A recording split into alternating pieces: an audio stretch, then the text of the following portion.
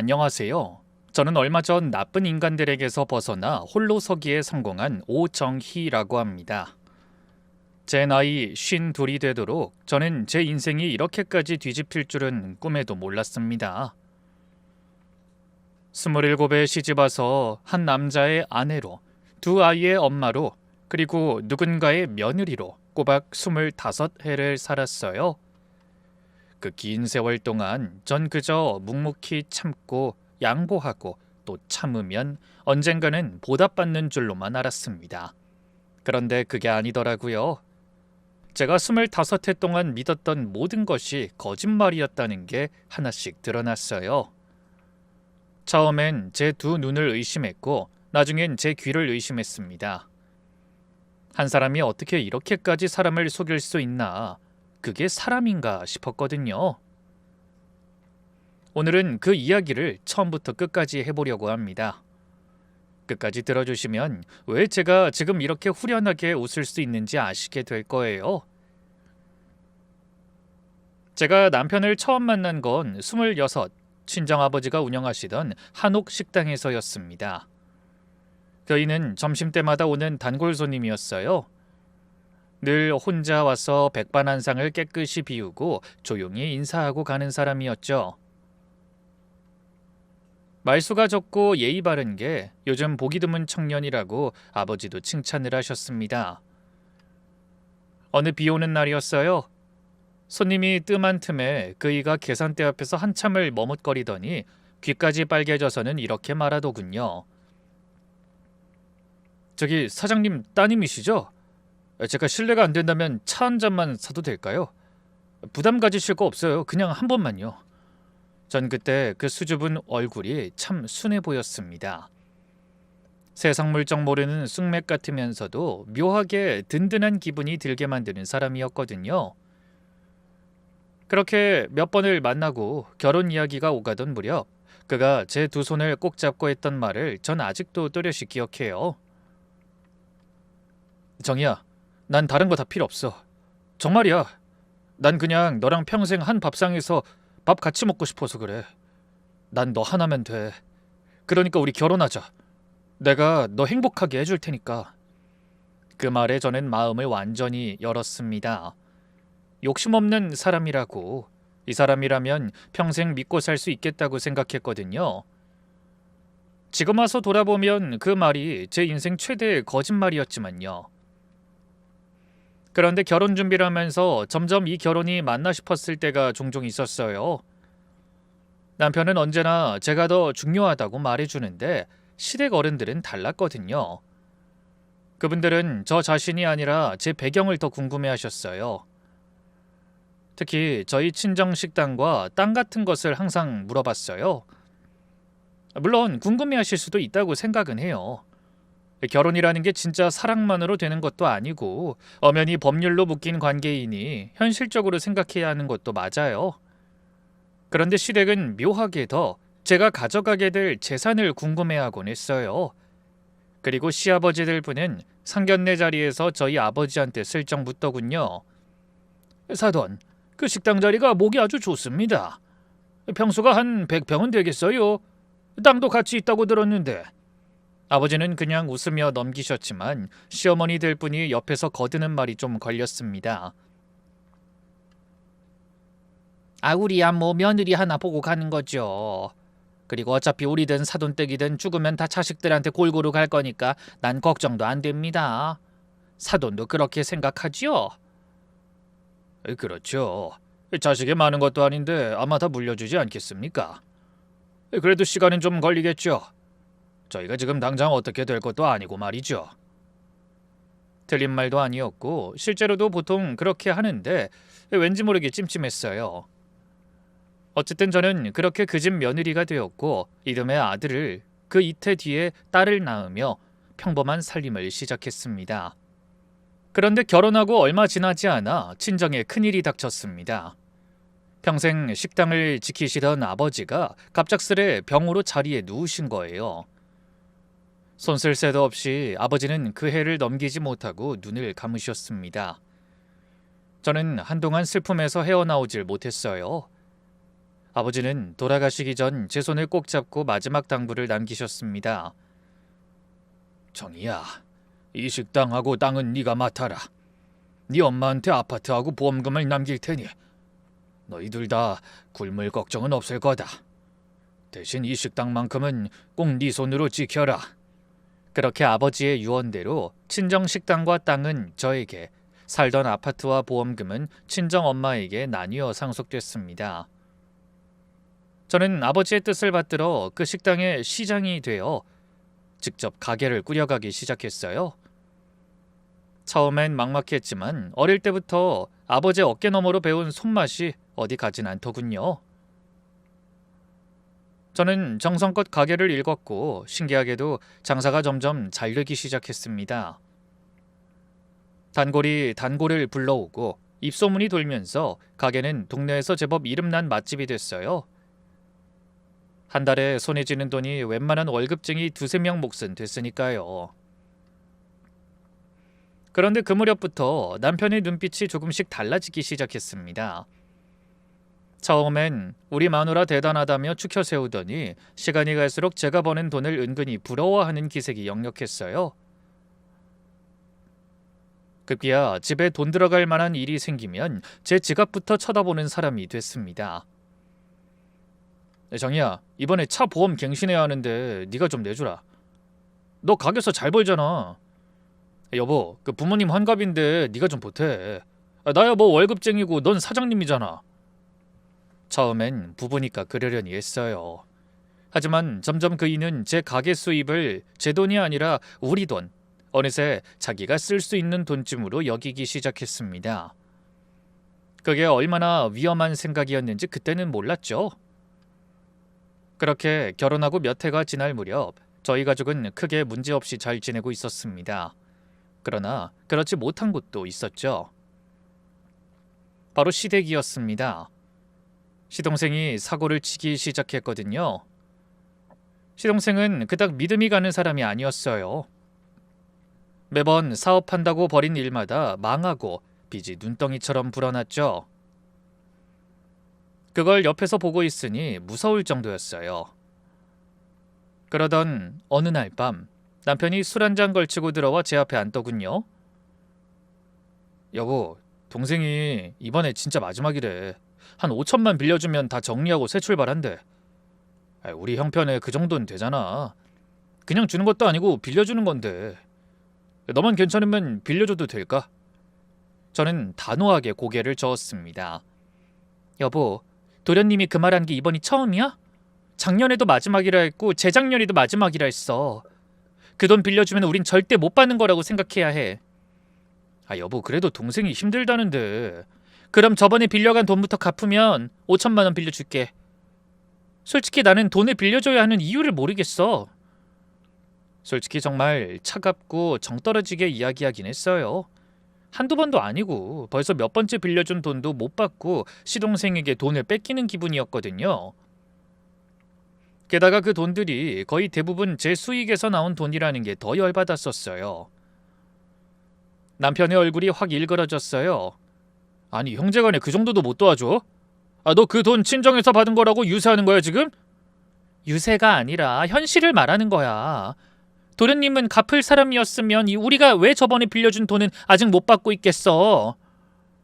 이런 식으로 계속 밑빠진 독에 물 붓는 건 정말 아닌 것 같아. 도련님은 장사할 사람이 못 돼. 차라리 월급쟁이로 어디 일하는 게 훨씬 낫다고.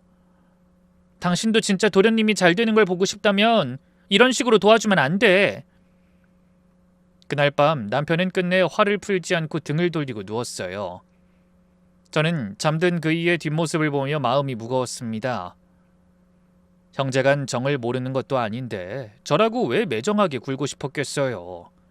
다만 저는 알고 있었거든요.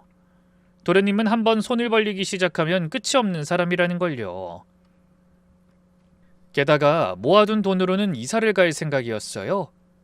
그때는 애들이 청소년기라서 큰 집으로 이사 가고 싶었거든요. 그 일 이후에 남편에게 이사를 가자고 말했더니 남편이 그러더군요. 당신 진짜 너무하네. 내 동생 빌려준 돈은 없고 집 살 돈은 있어? 알았으니까 당신이 알아서 해. 난 집 살 때 돈 한 푼도 안 낼 거니까. 어이가 없었죠. 그거랑 이게 똑같나요? 우리 가족의 미래를 위해 큰 집으로 이사하는 게 제 돈을 몇 번이나 빌려가고도 갚지 않고 여전히 망하는 길만 찾아다니는 시동생 일과 똑같을 리가 없잖아요. 그런데도 남편은 그런 식으로 말하더군요. 시댁도 똑같았어요. 돈 잘 버는 며느리 뒀으니 며느리 네가 사면 되겠구나 그러더라고요. 정말 열받았지만 어차피 그래도 상관없다고 생각했어요. 내 명이 내 집이라고 생각하면 마음도 편하니까요. 그렇게 가게 근처에 집을 얻게 됐습니다. 그리고 명의는 물론 저의 단독 명의였죠. 그런데 그 일이 있고 얼마 안 가 이번엔 시부모님이 우리 집에 오셔서 또 다른 이야기를 꺼내셨어요. 시아버지가 차를 한 모금 드시더니 운을 떼더군요. 예정이야, 그 식당하고 집 말이다. 그거 네 명의로만 돼 있으면 나중에 세금 폭탄 맞는다더라. 성우 명의로 같이 묶어놓는 게 절세에 좋다더라. 시어머니가 옆에서 손을 잡으며 다정하게 거들었습니다. 아이 그럼 부부가 한 몸인데 명의가 무슨 대수야. 어차피 너 죽고 나면 다 성우 거 아니니. 미리 해두면 자식들한테도 좋고, 응? 저는 웃으면서 그러나 분명하게 선을 그었습니다. 어머님, 마음은 감사드려요. 하지만 가게는 돌아가신 아버지가 물려주신 거예요. 그리고 집은 제 돈만으로 샀죠. 솔직히 명의 바꿀 필요가 뭐 있나요? 제가 가지고 있으면 나중에 애들한테 다 나눠줄 건데. 너무 걱정 마세요. 솔직히 기분은 나빴죠. 제가 받은 유산을 남편과 같이 나누라는 것도, 제 돈으로 산 집도 같이 나누라는 것도, 그래도 참았습니다. 이때는 이혼할 생각도 없었고 그랬기에 얼굴 붉히며 살고 싶진 않았거든요. 별일 없길 바랬습니다. 그런데 아니나 다를까 그 일들은 시작에 불과했더군요. 그 뒤로도 도련님은 이번이 진짜 마지막이라는 말을 입에 달고 살았고 그때마다 남편은 형이라는 이유로 자꾸만 그 수렁에 발을 담갔어요. 시부모님의 명의 이야기도 마찬가지였어요. 시어머니는 제가 남편과의 공동 명의를 거절하자 며칠을 전화로 들들 볶으셨습니다. 정희야, 너 그러다 큰일 난다니까? 부부가 무슨 네 거 내 거가 있어. 그렇게 이기적으로 살면 안 되는 거야. 어머님, 이기적이라뇨? 집도 저 혼자 마련한 돈으로 샀죠? 그리고 제가 도련님한테 빌려드린 돈이 얼만데 그거 돌려받을 생각도 못하고 있는데 제가 이기적이라고요? 저는 시동생을 앞세우며 매번 선을 그었습니다. 그때마다 시어머니의 한숨소리가 수화기 너머로 길게 넘어오며 입을 다무셨죠. 하긴 본인이 생각해도 터무니없이 큰 금액을 빌려줬었으니까요. 남편은 여전했습니다. 비상금 통장을 만들어뒀더니 거기에서 돈을 야금야금 빼쓰기 시작하더군요. 그래도 뭐라고 하진 않았어요. 목돈은 다른 곳에 보관해뒀으니까요. 그런데 어느 날부터인가 남편이 뭔가 수상한 행동을 보였습니다. 안방 서랍 하나를 늘 잠가두고는 제가 청소하다 열어보려 하면 질색을 하며 달려왔어요. 거긴 뭐하러 열어? 회사 서류 들었어. 중요한 거. 손대지 마. 이상한 일은 그뿐이 아니었어요. 남편은 부쩍 야근이 잦아졌고 주말에도 거래처 사람 만난다며 훌쩍 나가버리기 일쑤였습니다. 어느 밤엔 그이의 양복 주머니에서 처음 보는 약봉지가 나오기도 했어요. 제가 물으니 그이는 신경질부터 냈습니다. 그냥 소화제야. 사람이 뭘 그렇게 꼬치꼬치 캐물어. 피곤해 죽겠는데. 당신 요즘 너무 예민해. 무슨 일 있어? 나한테 말 못할 거라도 있는 거야?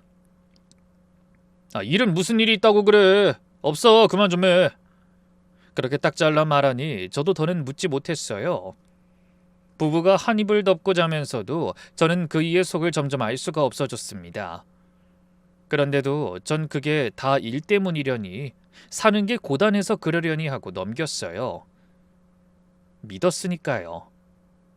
평생을 함께한 남편을 의심하는 것만큼 마음 아픈 일이 또 어디 있겠어요? 그 믿음이 얼마나 어리석은 것인지도 모르고 말이죠. 저와 남편 그리고 시부모님과의 관계는 조금씩 묘하게 어긋나고 있었습니다.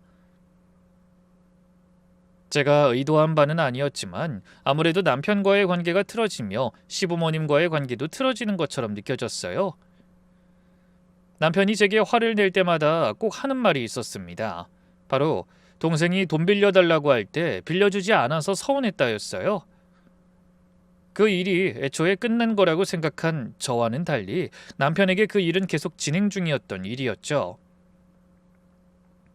시댁도 마찬가지였어요. 제가 돈을 많이 버니까 생색낸다고 하시더군요. 그러면서 절 야박한 사람 취급하기도 했고요. 도와줄 만큼 도와줬는데도 나아지는 게 없어서 더 이상 도와주지 못하겠다고 한 것뿐인데 시댁 사람들은 마치 제가 한 번도 도와준 적 없었던 것처럼 무도한 사람으로 만들곤 했습니다. 그렇게 애들은 커가고 시부모님과의 관계도 점점 더 나빠질 때쯤 시부모님이 갑자기 가족 여행을 가자고 하셨습니다. 평생 여행 한번 같이 안 가던 분들이 말이죠. 그때는 시어머니가 전화로 어찌나 살갑게 구시던지요. 정이야, 우리가 그동안 너한테 모질게 군 것 같아 마음이 안 좋다. 이번에 다 같이 바람 쐬고 화해하자. 2박 3일, 응? 늙은이들 소원이다 생각하고. 남편은 한술 더 떴습니다. 여보, 이참에 식당 문 며칠 닫고 다 같이 다녀오자. 직원들도 며칠 쉬게 하고. 어떻게 사람이 평생 일만 하고 사냐? 전 그게 영 내키지 않았어요. 솔직히 애들이 다 커서 독립한 상황이라 집을 비우는 게 힘들다거나 하진 않았어요. 다만 이 가게를 3일 동안 휴업을 하는 게 너무 부담스러운 상황이었습니다. 그래서 반대했습니다. 그날 밤 남편이 제 옆에 바짝 붙어 앉아 어찌나 살갑게 구는지 저는 오히려 그게 더 낯설었습니다. 여보, 나 진짜 부탁이야. 부모님 살아계실 때 이런 여행 몇 번이나 가겠어. 가게야 며칠 닫는다고 안 망해. 응? 나 봐서 한 번만 가자. 여보, 당신 진짜 왜 이래? 평소엔 여행 가자고 하면 돈 아깝다던 사람이 오늘따라 왜 이렇게 매달려? 내가 언제? 그냥 우리도 좀 사람답게 살자는 거지. 당신 고생만 하잖아. 그 말에 저는 그만 마음이 약해지고 말았어요. 그래도 가게만큼은 그냥 둘 수 없어서 다음날 친정엄마한테 몰래 전화를 걸었습니다. 엄마, 미안한데 나 며칠만 가게 좀 봐줘. 남편이 엄마 오시는 거 별로 좋아하진 않으니까 우리 둘만 아는 걸로 하고, 응? 아이고, 정말로 이상한 일이야. 사위는 뭐 때문에 내가 가게 가는 걸 싫어하지? 내가 전 주인이라서 그런가? 일단 사위한테 연락은 안 할 거야. 너 없는 동안 가게 정상적으로 돌릴 테니까 걱정 말고. 엄마에게 가게를 맡겨두니 마음이 편했습니다. 그래서 여행을 가는 날에도 부담은 없었죠. 하지만 여행길은 처음부터 어색했습니다. 차 안 공기가 묘하게 가라앉아 있었어요. 시어머니가 자꾸 의미를 알 수 없는 말을 흘리더군요. 정이야, 넌 참 복도 많다. 평생 그 좋은 식당 갖고 살았으니 사람이 가진 거에 너무 집착하면 못 쓰는 건데. 시아버지도 거들었어요. 맞아, 다 한 식구 건데 네 거 내 거가 어딨어. 이제 정리할 건 정리하고 살아야지. 또 가게 명의 타령하나 싶었어요. 그래도 아닌 건 아니라고 말하려다가 참았습니다. 사이 개선해보자고 온 여행에서 제가 또 한마디 하면 분위기 싸해질 테니까요. 그런데 운전하는 남편이 자꾸 시계를 보는 거예요. 신호에 걸릴 때마다 휴게소를 지나는데도 계속 손목시계를 흘끔거렸어요. 저는 옆에서 물었죠. 여보, 왜 자꾸 시간을 봐? 무슨 약속 있어? 아니, 그 숙소 예약 시간 맞춰야 해서 보는 거야. 그런데 그 순간 제 휴대폰이 울렸습니다. 친정엄마였어요. 남편에게 들킬까봐 저는 최대한 음량을 줄여서 전화를 받았습니다. 전화를 받자마자 엄마의 다급한 목소리가 터져나왔습니다. 정이야, 너 지금 어디야? 너 거기서 당장 내려. 집으로 와, 빨리.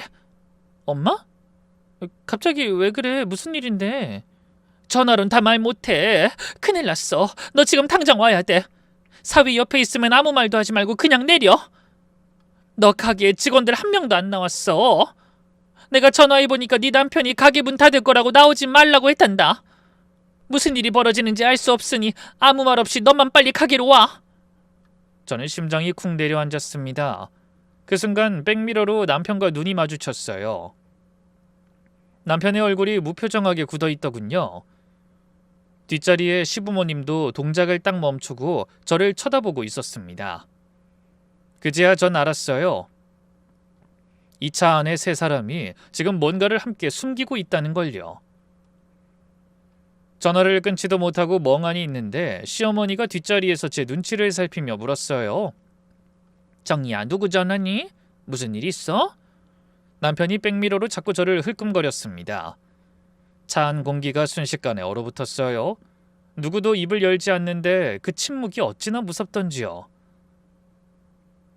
저는 창밖으로 빠르게 스쳐가는 산을 보며 생각했습니다. 엄마가 그렇게 다급하게 전화할 사람이 아닌데 전화로는 말 못한다는 게 사위 옆에선 아무 말 말라는 게 도대체 무슨 뜻일까? 등줄기에 식은땀이 흘렀어요. 그제야 저는 이 여행이 단순한 화해 여행이 아닐지도 모른다는 걸 어렴풋이 직감했습니다. 곧 저는 애써 태어난 척 전화를 가방 안에 넣고는 떨리는 목소리를 누르며 말했어요. 여보, 엄마가 쓰러지셨대. 지금 응급실이래. 나 가봐야 될 것 같아. 차 좀 세워줘. 그 순간 남편의 반응이 이상했습니다.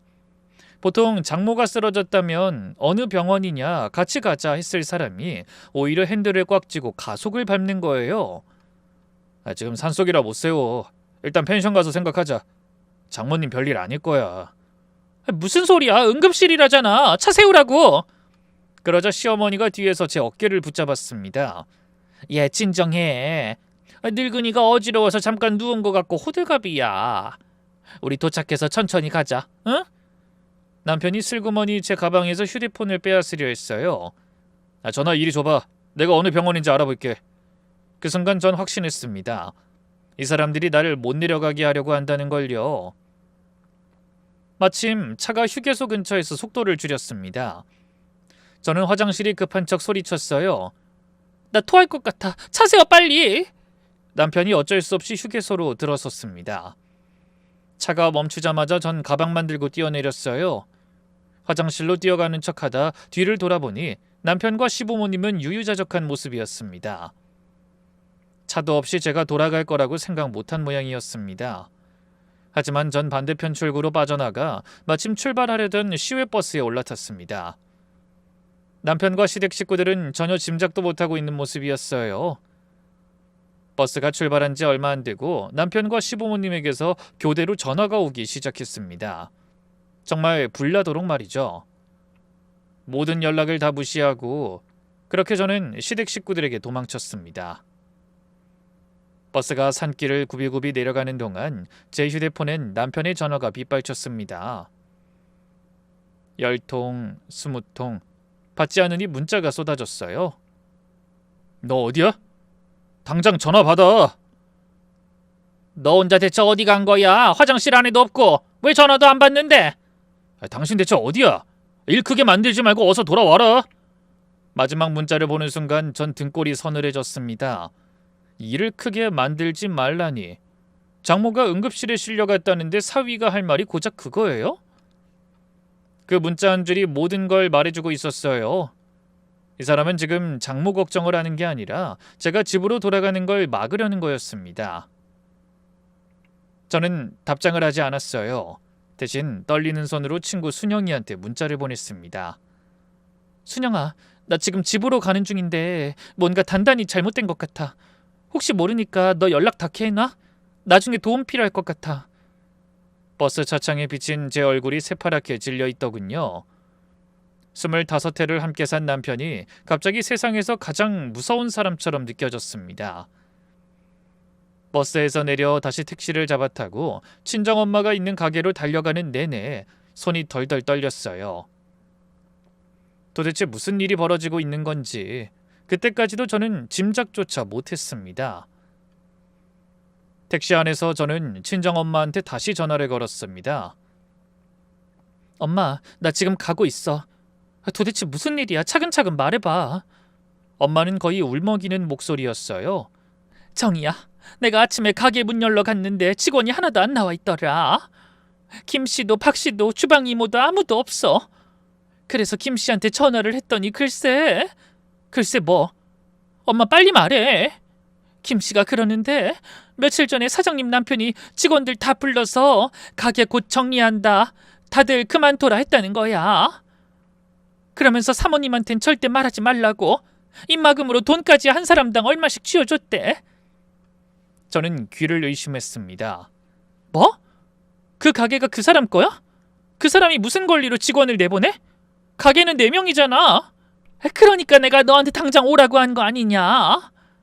뭔가 단단히 잘못됐어. 사위가 너 모르게 가게를 통째로 어떻게 해보려는 거야? 빨리 와, 빨리. 소유주는 저인데 남편이 직원들을 몰래 해고하고 입막음까지 했다니. 가게 문을 닫게 만들고 저를 여행으로 멀리 떼어놓고 머릿속에서 퍼즐 조각들이 무섭게 맞춰지기 시작했습니다. 택시가 우리 식당 골목으로 들어서는 순간 저는 제 눈을 믿을 수가 없었어요. 전 도저히 못 참고 택시 안에서 곧장 식당 직원 김 씨한테 전화를 걸었습니다. 손이 어찌나 떨리던지 번호를 2번이나 잘못 눌렀어요. 신호가 가고 김 씨가 전화를 받더군요. 아이 사장님, 저 죄송해요. 정말 죄송해요. 여사님, 도대체 무슨 일이에요? 왜 가게에 아무도 없어요? 누가 그만두라 그랬어요? 여사님이 한참을 망설이다 떨리는 목소리로 털어놨습니다. 며칠 전에 사장님 남편분이 저희를 따로 부르셨어요. 가게 곧 정리한다고 다들 그만두라고요. 그러면서 사모님한텐 절대 말하지 말라고 입막음이라면서 한 사람당 얼마씩 돈을 쥐어주셨어요. 저희도 이상한 줄 알면서도 사장님 남편이니까 그냥. 저는 머리를 한 대 얻어맞은 것 같았어요. 여사님, 그 가게 주인이 누구예요? 나예요, 나. 그 사람이 무슨 권리로 직원을 내보내요? 그거야 저희도 모르죠. 그분이 왜 그랬는지. 솔직히 저도 그만둘 생각까지는 없었는데 입막음조로 돈을 많이 주셔서 거부할 수가 없었네요. 죄송해요. 그치만 이미 그만둔 거니까요. 저는 그 순간 분노보다 무서움이 앞섰어요. 남편이 저 몰래 이렇게까지 치밀하게 움직였다는 게 도대체 무슨 일을 벌이려고 이러는 건지 상상조차 되지 않았거든요. 식당 앞에는 커다란 이삿짐 센터 트럭이 떡하니 서 있었습니다. 처음 보는 사람들이 우리 식당 집기와 살림을 밖으로 빼내고 있었어요. 그리고 그 앞을 친정엄마가 2팔을 벌리고 몸으로 막아서고 계셨습니다. 이 가게가 우리 딸 가게인데 당신이 뭔데 우리 딸 가게를 정리해? 당장 그만두지 못해? 낯선 중년 남자가 서류를 흔들며 짜증을 냈어요. 아주머니, 저희도 정당하게 잔금 다 치르고 오늘 넘겨받기로 한 겁니다. 계약서 여기 있어요. 임성호 씨가 다 처리한 거라고요. 저는 택시에서 뛰어내려 그 사람 앞을 막아섰습니다. 잠깐만요. 제가 이 집 주인 오정이에요. 저는 이 집 판 적이 없어요. 그 계약서 누가 작성한 거예요? 그 매수인이 황당하다는 듯 서류를 들이밀었습니다. 여기 오정희 씨 도장이랑 서명 다 있는데요. 인감증명서도 전부 됐고 임성호 씨가 부인 위임받았다고 다 가져왔어요. 저는 그 서류를 낚아채봤습니다. 분명 제 이름, 제 인감이 찍혀 있었어요. 저는 그 서류를 한 장 한 장 넘기며 손을 떨었습니다. 매매 계약서, 위임장, 인감증명서, 분명 제 이름 석자와 제 인감이 찍혀 있었어요. 하지만 위임장 맨 아래 제 서명이라고 적힌 그 글씨는 제 글씨가 아니었습니다. 제 이름인데 제가 평생 써온 그 획이 아니었어요. 이 서명 누가 했어요? 이거 제 글씨 아니에요. 그리고 인감증명서도 제가 떼준 적 없고요. 위임장도 마찬가지입니다. 이거 위조예요, 위조. 매수인이 어이없다는 듯 언성을 높였습니다. 아니 부인, 그게 무슨 소리입니까? 남편 되시는 임성호 씨가 직접 부인 위임받았다고 인감증명서까지 떼와서 도장 찍은 거예요. 내가 두 눈으로 다 봤다고요. 저는 위임한 적 없어요. 전 이 집 팔겠다고 한 적이 단 한 번도 없다고요. 그 사람이 제 인감 훔쳐서 멋대로 한 거예요. 제 목소리가 골목이 떠나가라 울렸습니다. 구경 나온 동네 사람들이 하나둘 모여들었어요. 친정엄마가 제 옆에 와서 매수인을 향해 삿대질을 했습니다. 봐요 봐. 진짜 주인이 안 팔았다잖아. 근데 무슨 잔금이야. 당장 짐 도로 들여놔. 매수인은 그제야 뭔가 단단히 잘못됐다는 걸 눈치챘는지 얼굴이 하얗게 질리기 시작했습니다. 그제야 모든 게 보였어요. 오늘 내내 시계를 흘끗거리며 제 눈치를 보던 남편과 시댁 사람들. 그 사람들이 제가 없는 틈에 이 모든 걸 해치우려고 했던 모양입니다. 남편은 제 인감을 도용하고 서명을 위조해서 친정에서 물려받은 제 식당과 땅을 통째로 팔아넘기려 한 겁니다. 여행은 잔금 치르는 날 저를 멀리 떼어놓기 위한 함정이었던 거예요. 저는 그 자리에 주저앉을 뻔했습니다. 하지만 정신을 차리고 매수인에게 또박또박 말했어요. 사장님, 이 서명 제 글씨 아니에요. 전 위임한 적도 없고요. 이건 명백한 위조예요. 지금 이 거래 멈추지 않으면 사장님도 같이 사기에 휘말리는 거예요. 경찰 부를게요. 매수인 얼굴이 새파랗게 질리더군요. 위조요? 아니 그럼 난 그 돈 다 어떡하라고? 그건 사장님이 사기 계약 맺은 사람한테 받아내실 일이고요. 일단 이 집에서 손 떼세요.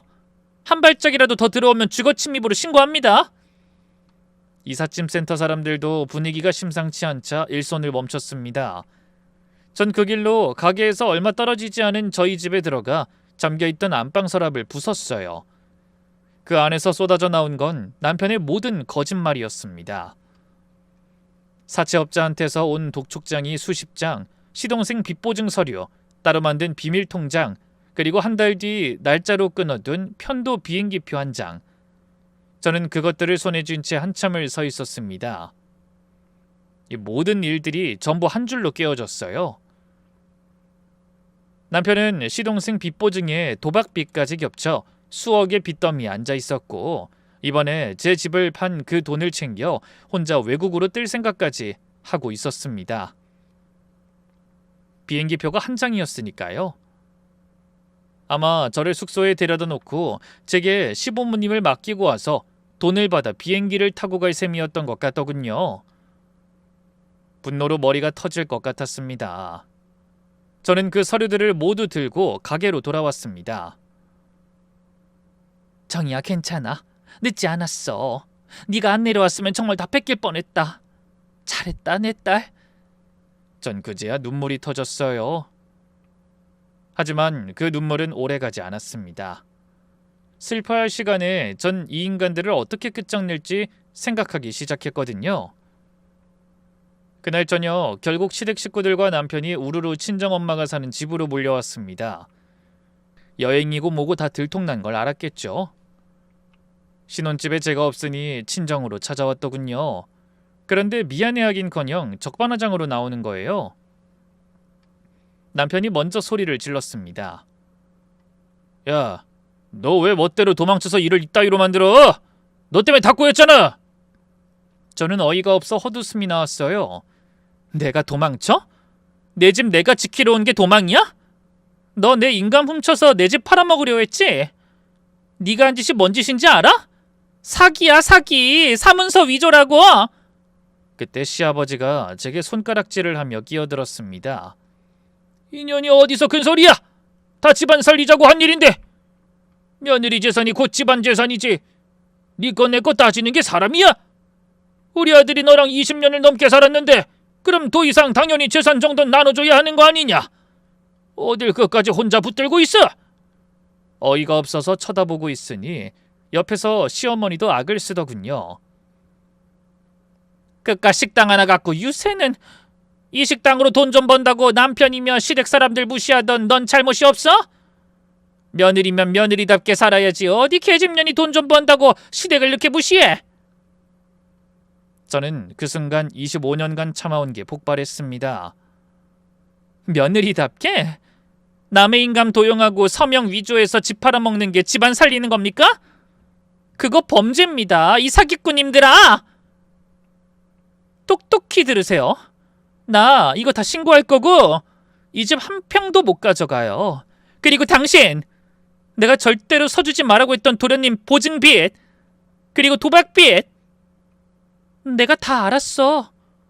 너 그것 때문에 내 가게 팔려고 했지? 뭐? 당신이 그걸 어떻게 하는 게 중요해?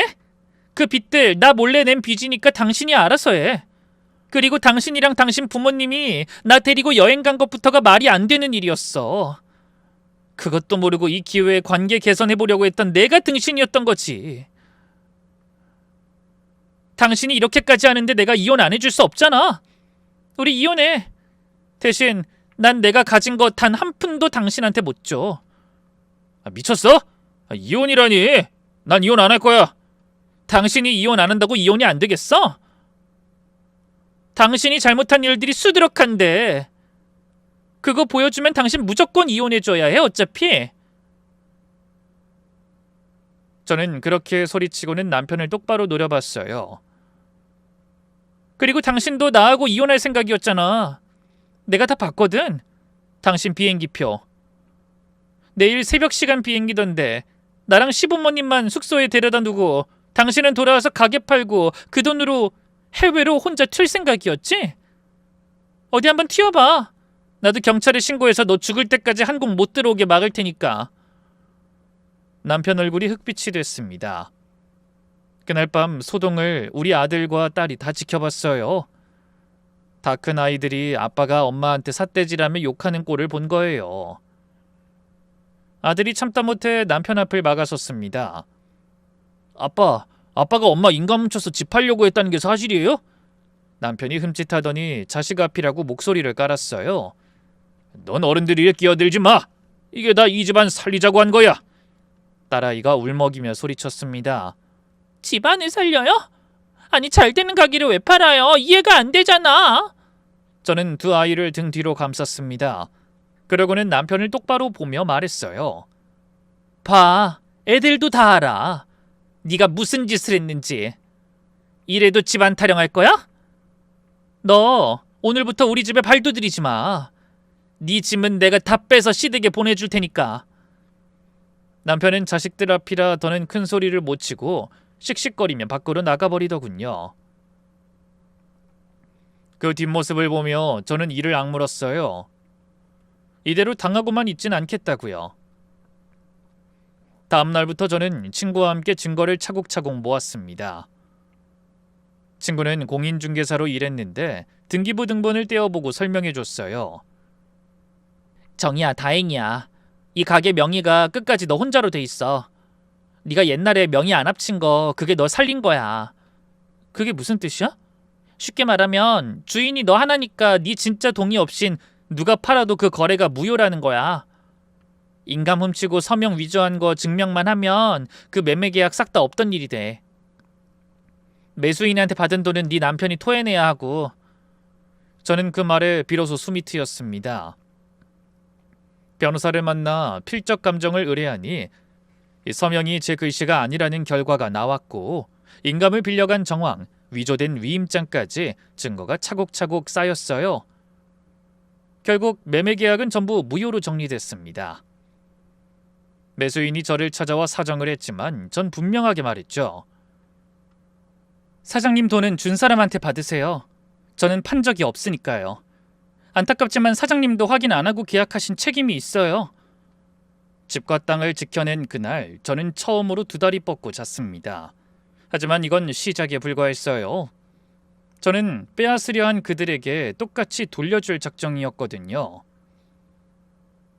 집과 땅을 지켜낸 뒤에도 저는 마음을 놓지 않았습니다. 그자들이 순순히 물러날 위인들이 아니라는 걸 깨달았거든요. 그래서 저는 먼저 가게 보안부터 싹 다 바꿨습니다. 그리고 가게 안 곳곳에 작은 CCTV를 여러 대 달았어요. 그리고 남편이 나간 집 안에서도 마찬가지였죠. 집 앞문을 바꿔서 열쇠도 새로 다 바꿨고 카메라도 달아놨어요. 정이야, 카메라는 뭘 또 이렇게 많이 달아? 좀 과한 거 아니야? 순영아, 두고 봐. 저것들 분명히 또 기어 들어온다. 빼돌릴 폐물이랑 땅 문서 사본이 아직 이 집에 남아있거든. 저것들이 그걸 그냥 둘 리가 없어. 올 때 아주 제대로 잡아야지. 제 예상은 소름 끼치게 정확히 맞아떨어졌습니다. 사흘 뒤 새벽 3시, 거실 카메라에 그림자 셋이 잡혔어요. 저는 애들 방에서 핸드폰으로 실시간 화면을 다 지켜보고 있었습니다. 남편이 안방문을 예전 열쇠로 문을 열려다 안 되니까 당황해서 속닥거리는 소리가 들렸어요. 열쇠가 왜 안 돼? 인연이 자물쇠를 바꿨나? 결국 베란다를 통해서 안방으로 들어가더군요. 그리고는 본격적으로 셋이서 안방을 뒤지기 시작하더군요.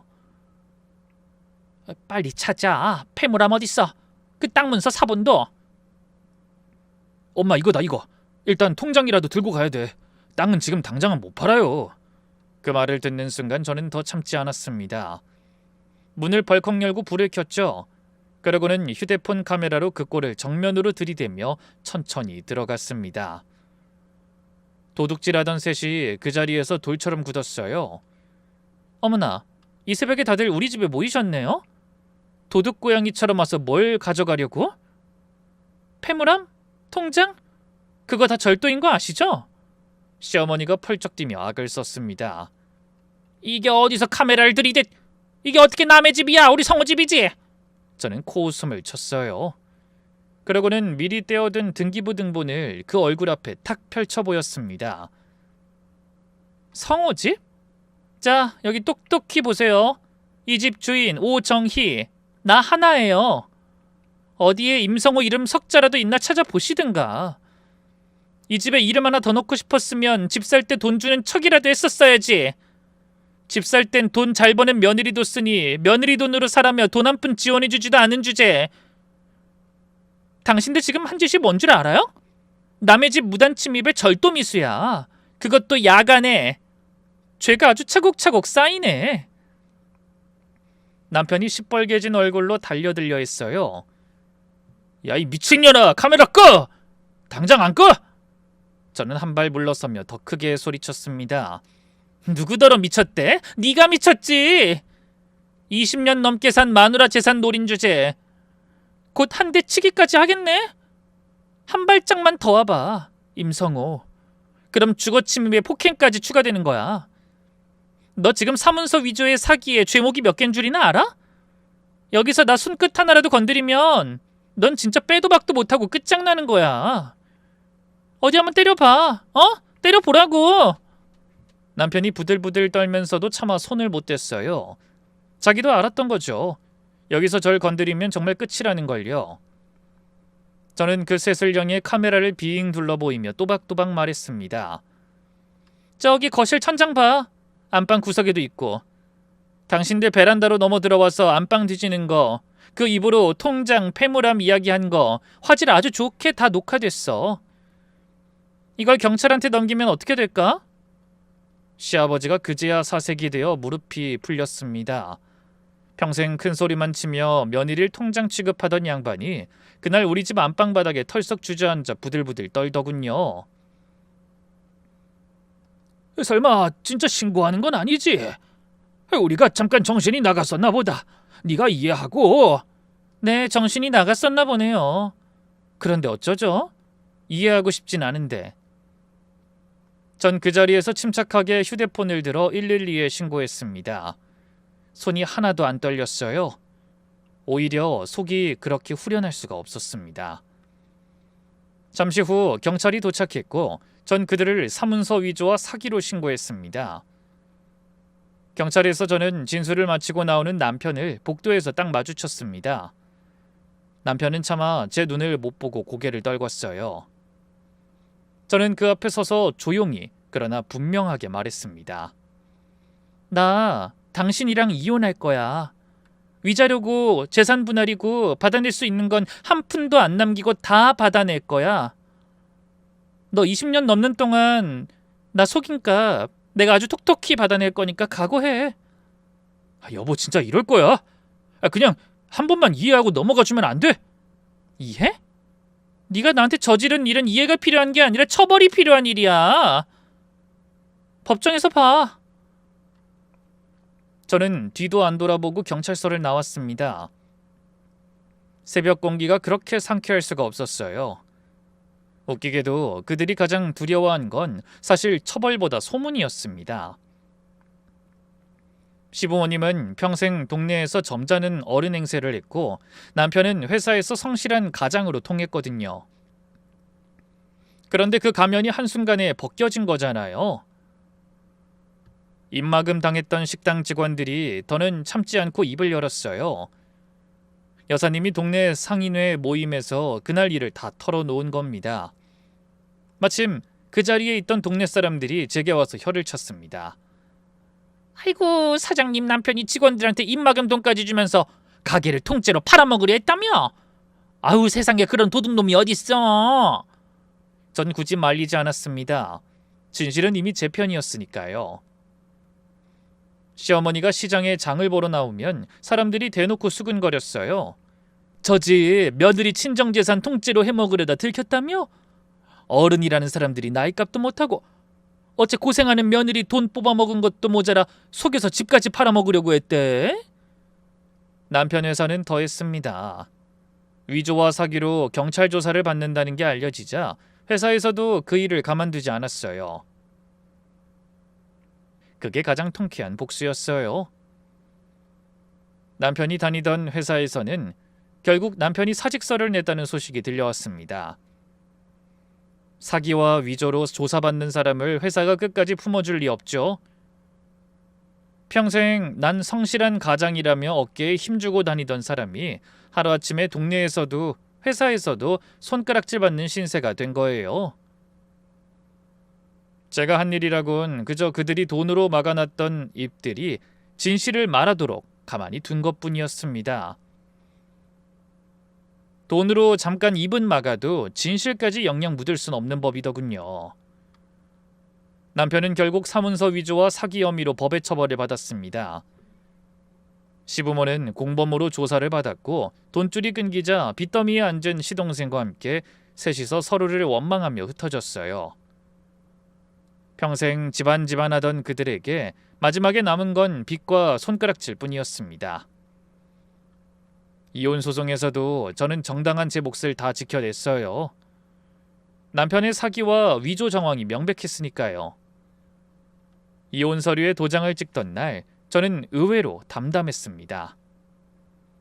슬프기보다 후련했어요. 다만 한 가지, 아이들이 마음에 걸렸습니다. 부모가 갈라서는 게 자식들한텐 상처가 될까 봐서요.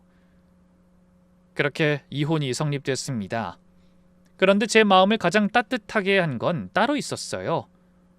다 큰 우리 아들과 딸이 제 손을 잡으며 이렇게 말해준 겁니다. 엄마, 우리는 엄마랑 살 거야. 아빠가 어떤 사람인지 우리도 다 알았어. 엄마가 그동안 얼마나 힘들었어. 이제 우리가 엄마 지킬게. 딸아이도 제 어깨에 기대며 울먹였어요. 엄마 미안해. 우리가 더 빨리 알았어야 했는데. 이제 우리 셋이서 행복하게 살자. 응? 저는 두 아이를 끌어안고 한참을 울었습니다. 다 잃은 줄 알았는데 가장 소중한 걸 지켰더군요. 저는 친정엄마 두 아이와 함께 식당을 다시 일으켰습니다. 떠났던 직원들도 모두 다시 돌아왔고 단골들도 사장님 응원한다며 더 자주 찾아주셨어요. 그렇게 저는 다시 일어섰습니다. 이혼이 끝나고 저는 위자료와 재산 분할로 받은 돈에 그동안 모아둔 돈을 보태 식당을 싹 다 뜯어고쳤습니다. 아버지가 물려주신 그 한옥 식당을요. 오래돼서 보수해야 하는 부분과 인테리어를 좀 더 현대적으로 해석한 느낌으로 바꿨습니다. 아버지가 평생 닦아온 그 손맛은 그대로 두고 겉만 곱게 단장한 거죠. 리모델링을 마치고 다시 문을 연 날 친정엄마가 마당을 둘러보며 눈물을 글썽이셨습니다. 아이고, 네 아버지가 이걸 봤으면 얼마나 좋아했을까. 정이야, 참 곱다. 우리 딸이 이걸 다 지켜냈구나. 엄마, 이제 우리 둘이서 잘해보자. 아버지 식당 더 잘되게 만들 거야. 신기하게도 가게는 예전보다 훨씬 더 잘 됐어요. 단정한 한옥이 예쁘다고 젊은 손님들이 사진을 찍으러 오고 그 사진이 또 사진을 불러 입소문을 탔습니다. 주말이면 마당 평상까지 손님이 가득 차서 저는 정신없이 바쁘면서도 그렇게 행복할 수가 없었습니다. 평생 처음으로 온전히 제 힘으로 일군 것이 잘 되는 걸 보는 기쁨이었거든요. 그렇게 모든 게 제자리를 찾아가던 어느 비오는 저녁이었습니다. 마감 준비를 하는데 식당 마당으로 낯익은 그림자들이 주춤주춤 들어섰어요. 전남편과 시부모였습니다. 비를 쫄딱 맞아 후줄근한 몰골로 우산 하나 없이 셋이 나란히 서 있더군요.